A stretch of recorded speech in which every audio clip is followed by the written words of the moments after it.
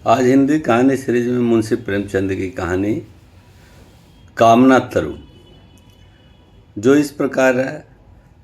राजा इंद्रनाथ का देहांत हो जाने के बाद कुंवर राजनाथ को शत्रुओं ने चारों ओर से ऐसा दबाया कि उन्हें अपने प्राण लेकर एक पुराने सेवक की शरण में जाना पड़ा, जो एक छोटे से गांव का जागीरदार था। कुंवर स्वभाव से ही शांतिप्रिय, रसिक, हंस खेल कर समय काटने वाले युवक थे। रण क्षेत्र की अपेक्षा कवित्व के क्षेत्र में अपना चमत्कार दिखाना उन्हें अधिक प्रिय था। रसिक जनों के साथ किसी वृक्ष के नीचे बैठे हुए काव्य चर्चा करने में उन्हें जो आनंद मिलता था वह शिकार या राज दरबार में नहीं। इस पर्वतमालाओं से घिरे हुए गांव में आकर उन्हें जिस शांति और आनंद का अनुभव हुआ, उसके बदले में वह ऐसे ऐसे कई राज्य त्याग सकते थे। यह पर्वतमालाओं की मनोहर छटा, यह नेत्र रंजक हरियाली, यह जल प्रवाह की मधुर वीणा, यह पक्षियों की मीठी बोलियां, यह मृग शावकों की छलांगें, यह बछड़ों की कुलेलें, यह ग्राम निवासियों की बालोचित सरलता, यह रमणियों की संकोच में चपलता, ये सभी बातें उनके लिए नई थी। पर इन सबों से बढ़कर जो वस्तु उनको आकर्षित करती थी वह जागीरदार की ज्योति कन्या चंदा थी। चंदा घर का सारा काम काज अपने ही करती थी। उसको माता की गोद में खेलना नसीब न हुआ था, पिता की सेवा में ही रत रहती थी। उसका विवाह इसी साल होने वाला था कि इसी बीच में कुंवर जी ने आकर उसके जीवन में नवीन भावनाओं और आशाओं को अंकुरित कर दिया। उसने अपने पति का जो चित्र मन में खींच रखा था वही मानो रूप धारण करके उसके सम्मुख आ गया। कुंवर की आदर्श रमणी भी चंदा ही के रूप में अवतरित हो गए।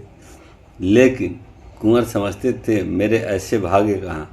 चंदा भी समझती थी कहाँ यह और कहाँ मैं। दोपहर का समय था और जेठ का महीना। खपरैल का घर भट्ठी की भांति तपने लगा। खस की टट्टियों और तहखानों में रहने वाले राजकुमार का चित्त गर्मी से इतना बेचैन हुआ कि वह बाहर निकल आए और सामने के बाग में जाकर एक घने वृक्ष की छांव में बैठ गए। सहसा उन्होंने देखा चंदा नदी से जल की गागर लिए चली आ रही है। नीचे जलती हुई रेत थी, ऊपर जलता हुआ सूरज लू से दे झुलस जाती थी। कदाचित इस समय प्यास से तड़पते हुए आदमी की भी नदी तक जाने की हिम्मत न पड़ती। चंदा क्यों पानी लेने गई थी? घर में पानी भरा हुआ है, फिर इस समय वह क्यों पानी लेने निकली? कुंवर दौड़कर उसके पास पहुंचे और उसके हाथ से गागर छीन लेने की चेष्टा करते हुए बोले, मुझे दे दो और भाग कर छांव में चली जाओ। इस समय पानी का क्या काम था? चंदा ने गागर न छोड़ी, सिर से खिसका हुआ आंचल संभाल कर बोली, तुम इस समय कैसे आ गए? शायद मारे गर्मी के अंदर रह न सके। कुंवर, मुझे दे दो, नहीं तो मैं छीन लूँगा। चंदा ने मुस्कुराकर कहा, राजकुमारों को गागर लेकर चलना शोभा नहीं देता। कुंवर ने गागर का मुंह पकड़ कर रखा था। इस अपराध का बहुत दंड सह चुका हूँ। चंदा, अब तो अपने को राजकुमार कहने में भी लज्जा आती है। चंदा, देखो धूप में खुद हैरान होते हो और मुझे भी हैरान करते हो।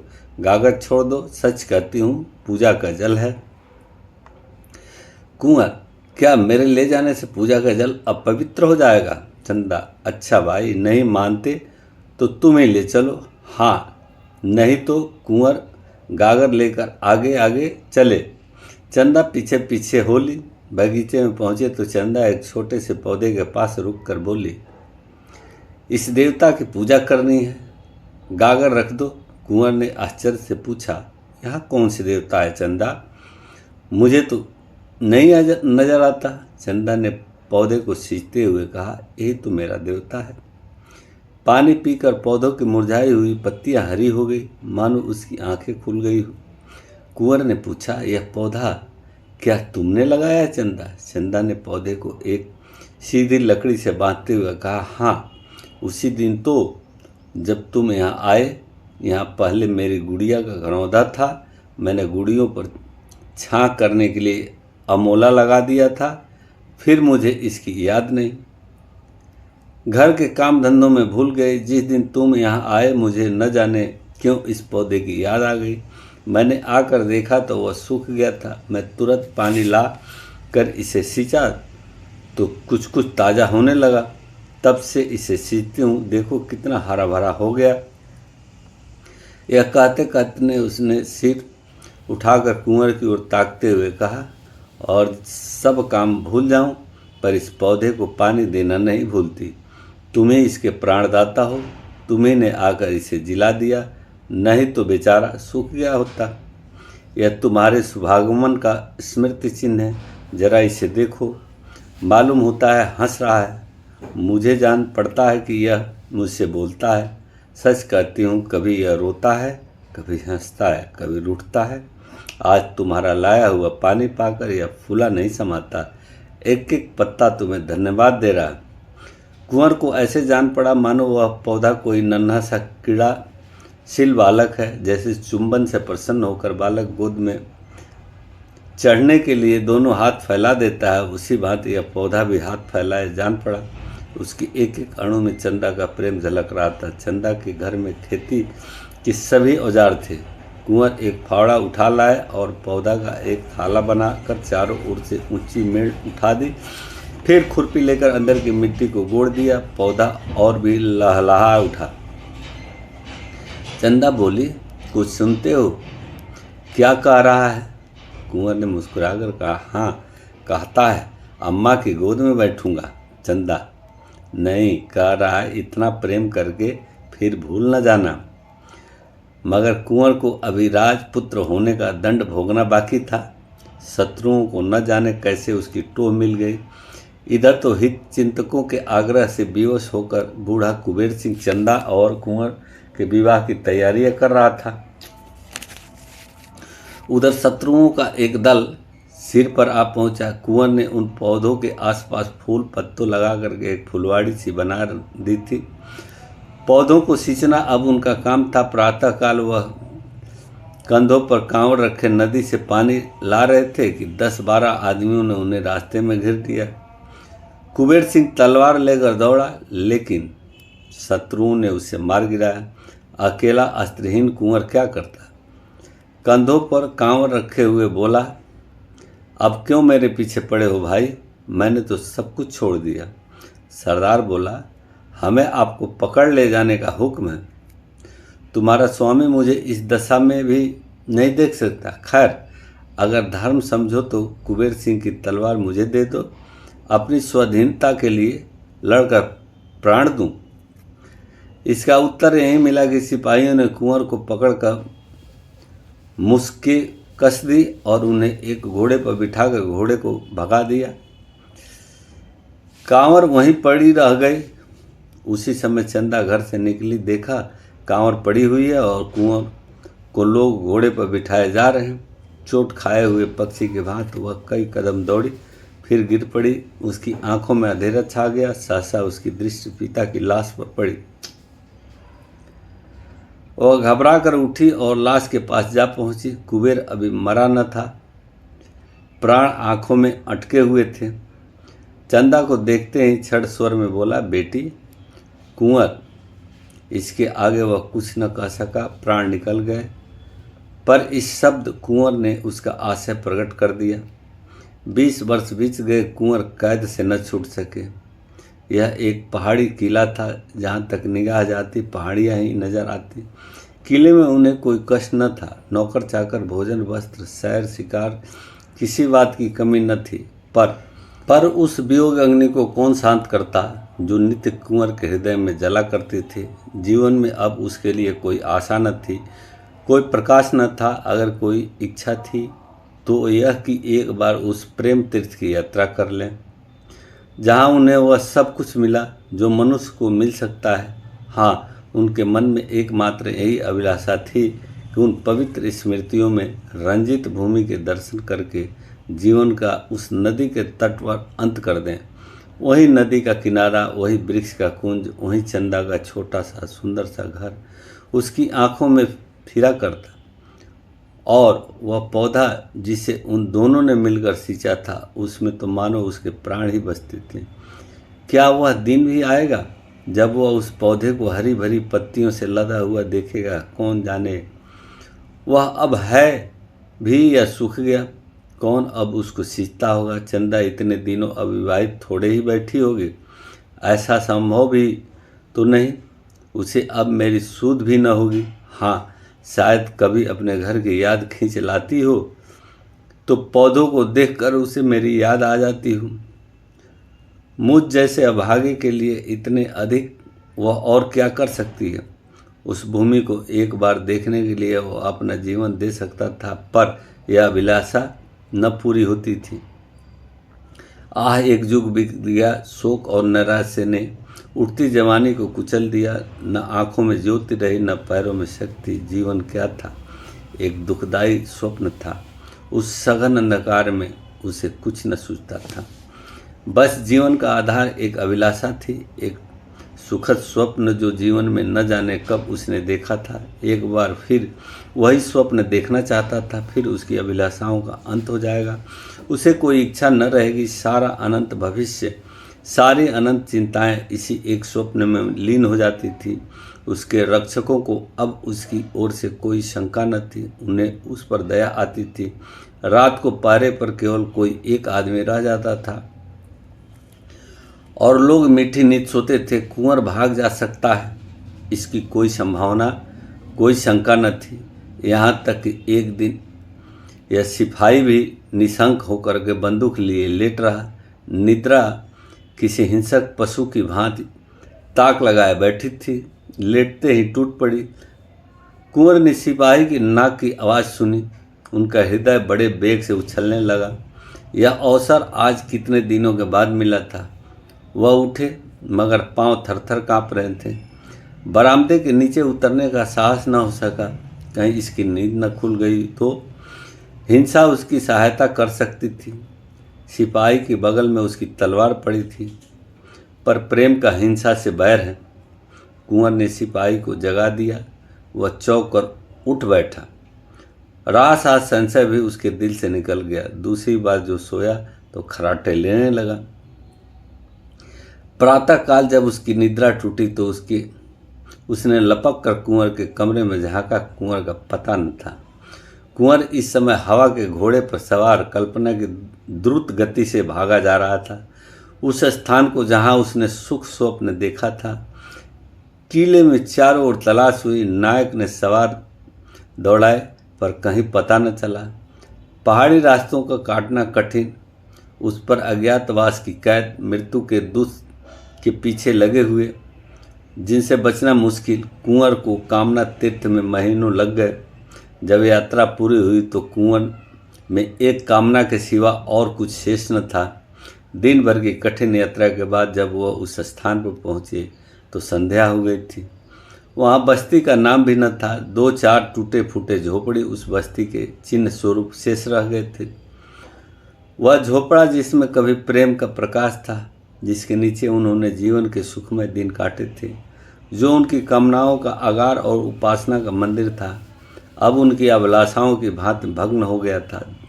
झोपड़े की भग्नावस्था मुख भाषा में अपनी करुण कथा सुना रही थी। कुंवर उसे देखते ही चंदा चंदा पुकारते हुए दौड़े। उन्होंने उस रज को माथे पर मला, मानो किसी देवता की विभूति हो, और उसकी टूटी हुई दीवारों से चिमट कर बड़ी देर तक रोते रहे। हाय रे अभिलाषा! वह रोने ही के लिए इतनी दूर से आए थे।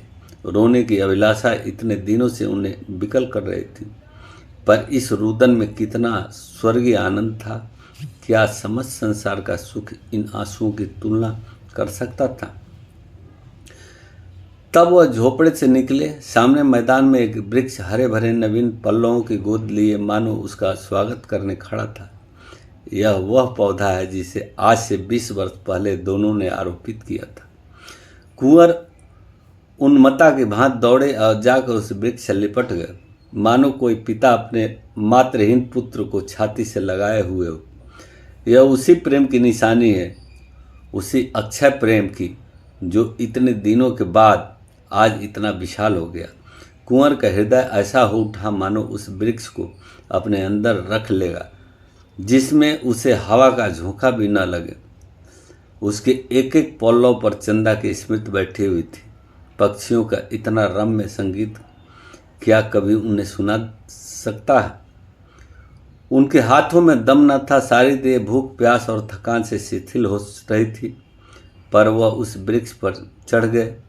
इतनी फुर्ती से चढ़े कि बंदर भी न चढ़ता। सबसे ऊंची फुनगी पर बैठकर उन्होंने चारों ओर गर्वपूर्ण दृष्टि डाली। यही उसकी कामनाओं का स्वर्ग था। सारा दृश्य चंदामय हो रहा था। दूर की नीली पर्वत श्रेणियों पर चंदा बैठी गा रही थी। आकाश में तरने वाले लालिमामयी नौकाओं पर चंदा ही उड़ी जाती थी। सूरज की श्वेत पीत प्रकाश की रेखाओं पर चंदा ही बैठी हंस रही थी। कुंवर के मन में आया, पक्षी होता तो इन्हीं डालियों पर बैठा हुआ जीवन के दिन पूरे कर देता। तब अंधेरा हो गया तो कुंवर नीचे उतरे और उस वृक्ष के नीचे थोड़ी सी भूमि झाड़कर पत्तियों के सैया बनाई और लेटे। यही उनके जीवन का स्वर्ण स्वप्न था। आह, यही वैराग्य! अब वह इस वृक्ष की शरण छोड़कर कहीं न जाएंगे। दिल्ली के तख्त के लिए भी वह इसी आश्रम को न छोड़ेंगे। उसी स्निग्ध अमल चांदनी में सहारा एक पक्षी आकर उस वृक्ष पर बैठा और दर्द में डूबे हुए स्वरों में गाने लगा। ऐसा जान पड़ा मानो वह वृक्ष सिर ढूंढ रहा है।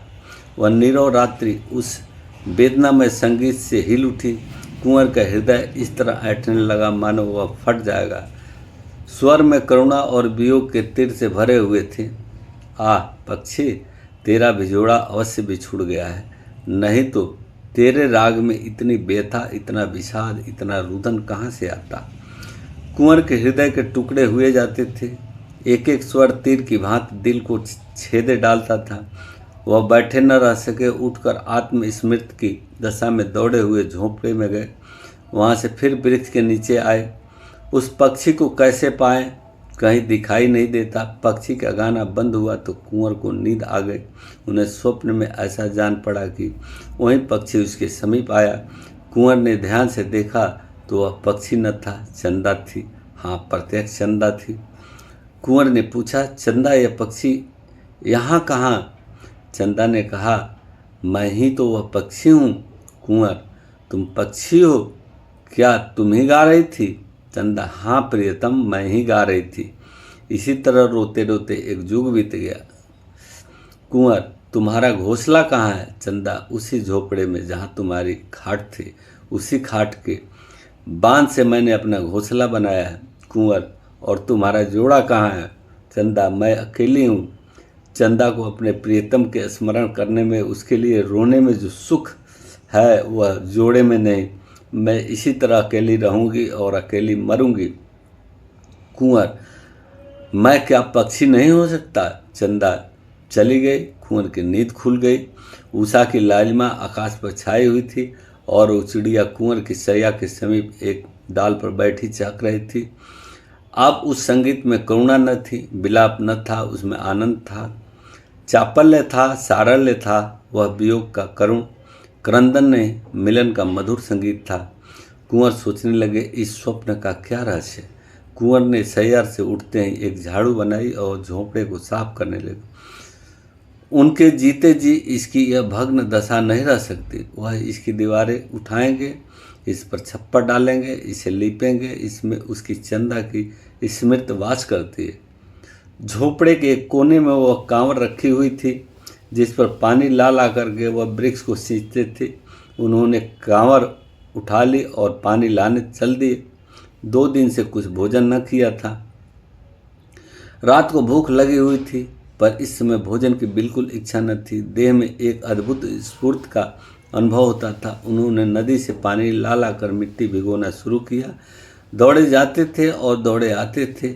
इतनी शक्ति उनमें कभी न थी। एक ही दिन में इतनी दीवार उठ गई जितनी 4 मजदूर भी न उठा सकते, और कितनी सीधी चिकनी दीवार थी कि कारीगर भी देखकर लज्जित हो जाता। प्रेम की शक्ति अपार है। संध्या हो गई। चिड़ियों ने बसेरा लिया, वृक्षों ने भी आंखें बंद की, मगर कुंवर को आराम कहाँ। तारों के मलिन प्रकाश में मिट्टी के रद्दे रखे जा रहे थे। हाय रे कामना, क्या तू इस बेचारे के प्राण ही लेकर छोड़ेगी? वृक्ष पर पक्षी का मधुर स्वर सुनाई दिया। कुंवर के हाथ से घड़ा छूट पड़ा। हाथ और पैरों में मिट्टी लपेट कर वह वृक्ष के नीचे जाकर बैठ गए। उस स्वर में कितना लालित्य था, कितना उल्लास, कितनी ज्योति, मानो संगीत इसके सामने बेसुरा आलाप था। उसमें यह जागृत, यह अमृत, यह जीवन कहाँ? संगीत के आनंद में विस्मृत है, पर वह विस्मृत कितनी स्मृतमय होती है। अतीत को जीवन और प्रकाश से रंजित करके प्रत्यक्ष कर देने की शक्ति संगीत के सिवा और कहाँ है? कुंवर के हृदय नेत्रों के सामने वह दृश्य खड़ा था जब चंदा इसी पौधे को नदी से जल ला लाकर सींचती थी। हाय, क्या वे दिन फिर आ सकते हैं? सहसा एक बटोही आकर खड़ा हो गया और कुंवर को देखकर वह प्रश्न करने लगा जो साधारणतः दो अपरिचित प्राणियों में हुआ करते हैं। कौन हो? कहाँ से आए हो? कहाँ जाओगे? पहले वह भी इसी गांव में रहता था, पर जब गांव उजड़ गया तो समीप के एक दूसरे गांव में जा बसा था। अब भी उसके खेत यहाँ थे। रात को जंगली पशु से अपने खेत की रक्षा करने के लिए वह आकर सोता था। कुंवर ने पूछा, तुम्हें मालूम है इस गांव में एक कुबेर सिंह ठाकुर रहते थे? किसान ने बड़ी उत्सुकता से कहा, हाँ हाँ भाई, जानता क्यों नहीं, बेचारे यहीं तो मारे गए। तुमसे भी क्या जान पहचान थी? कुंवर, हाँ, उन दिनों कभी कभी आया करता था। मैं भी राजा की सेवा में नौकर था, उनके घर में और कोई न था। किसान, अरे भाई कुछ न पूछो, बड़ी करुणा कथा है। उनकी स्त्री तो पहले ही मर चुकी थी कि वो लड़की बच रही थी। आह, कैसी सुशीला, कैसी सुघड़ लड़की थी। उसे देखकर आंखों में ज्योति आ जाती थी, बिल्कुल स्वर्ग की देवी जान पड़ती थी। जब कुबेर सिंह जीता था तभी कुंवर राजनाथ यहाँ भागकर आए थे और उनके यहाँ रहे थे। उस लड़की की कुंवर से कहीं बातचीत हो गई। जब कुंवर को शत्रुओं ने पकड़ लिया तो चंदा घर में अकेली रह गई। गांव वालों ने बहुत चाहा कि उसका विवाह हो जाए। उसके लिए बरों का तोड़ा न था। भाई, ऐसा कौन था जो उसे पाकर अपने को धन्य न मानता था, पर वह किसी से विवाह करने पर राजी न हुई। यह पेड़ जो तुम देख रहे हो तब छोटा सा पौधा था। इसके आसपास फूलों की कई क्यारियाँ थी। इन्हीं को गोड़ने निराने सींचने में उसका दिन कटता था। बस यही कहती थी कि हमारे कुंवर आते होंगे। कुंवर की आंखें आंसू से भर गई और वर्षा होने लगी। मुसाफिर ने जरा दम लेकर कहा, दिन दिन घुलती जाती थी, तुम्हें विश्वास ना आएगा भाई, उसने 10 साल इसी तरह काट दिए। इतनी दुर्बल हो गई थी कि पहचानी न जाती थी, पर अब भी उसे कुंवर साहब के आने की आशा बनी हुई थी। आखिर एक दिन इसी वृक्ष के नीचे उसकी लाश मिली। ऐसा प्रेम कौन करेगा भाई? कुंवर ना जाने मरे कि जिए, कभी उन्हें इस बिरहणी की याद भी आती कि नहीं, पर इतने तो प्रेम को ऐसा निभाया जैसे चाहिए। कुंवर को ऐसा जान पड़ा मानो हृदय फटा जा रहा है। वह कलेजा थाम कर बैठ गए। मुसाफिर के हाथ में एक सुलगता हुआ उपला था। उसने चिलम भरी और 2-4 दम लगाकर बोला, उसके मरने के बाद यह घर गिर गया। गांव पहले ही उजड़ा था, अब तो और भी सुनसान हो गया। 2-4 आदमी यहाँ आप बैठते थे, अब तो चिड़िया का पुत भी नहीं यहाँ आता। उसके मरने के कई महीनों के बाद यही चिड़िया इस पेड़ पर बोलती हुई सुनाई थी। तब से बराबर इसे यहाँ बोलते सुनता हूँ। रात को सभी चिड़िया सो जाती है, पर यह रात भर बोलती रहती है। इसका जोड़ा कभी नहीं दिखाई दिया। बस फुटैल है, दिन भर उसी झोपड़े में पड़ी रहती है, रात को इस पेड़ पर आकर बैठ जाती है। मगर इस समय इसके गाने में कुछ और ही बात है, नहीं तो सुनकर रोना आता है। ऐसा जान पड़ता है मानो कोई कलेजे को महसूस रहा है। मैं तो कभी कभी पड़े पड़े रो दिया करता हूँ। सब लोग कहते हैं कि यह वही चंदा है, अब भी कुंवर के वियोग में विलाप कर रही है। मुझे भी ऐसा जान पड़ता है। आज न जाने क्यों मगन है।